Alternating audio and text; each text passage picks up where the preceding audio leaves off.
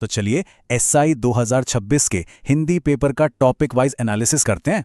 सबसे जरूरी सवाल, आखिर एसआई हिंदी के पेपर में ज्यादातर सवाल आते कहां से हैं? पेपर के डेटा को देखें तो एक पैटर्न साफ नजर आता है। देखिए, आइए सबसे पहले उन दो टॉपिक्स को देखते हैं जिनका वजन सबसे ज्यादा था।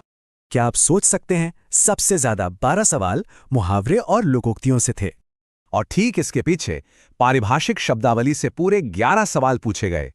यानी सिर्फ इन दो टॉपिक से ही हिंदी का लगभग 23% पेपर बन गया।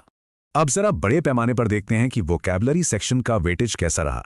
ये रही वोकैब से जुड़े सभी टॉपिक्स और उनसे आए सवालों की लिस्ट।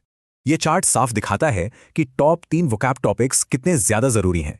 चलिए अब बात करते हैं एक और हाई स्कोरिंग हिस्से की, यानी करेक्शन वाले सवाल।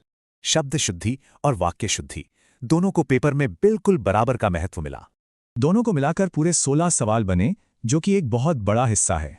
अब कोर ग्रामर सेक्शन का विश्लेषण करते हैं कि वहां सवालों का बंटवारा कैसे हुआ। यहां देख सकते हैं कि पारंपरिक ग्रामर के टॉपिक से कितने सवाल आए। ये डेटा बताता है कि ग्रामर में भी कुछ टॉपिक्स दूसरों से ज्यादा महत्वपूर्ण हैं। तो इस पूरे एनालिसिस से एक स्मार्ट तैयारी की रणनीति क्या निकलती है? ये 3 कदम तैयारी को सीधे पेपर के पैटर्न के हिसाब से ढाल देंगे। असल में ये एनालिसिस हमें यही बताता है कि अपनी प्राथमिकताएं कैसे तय करें। तो अब तैयारी की दिशा क्या होगी? आंकड़ों ने तो रास्ता दिखा दिया है।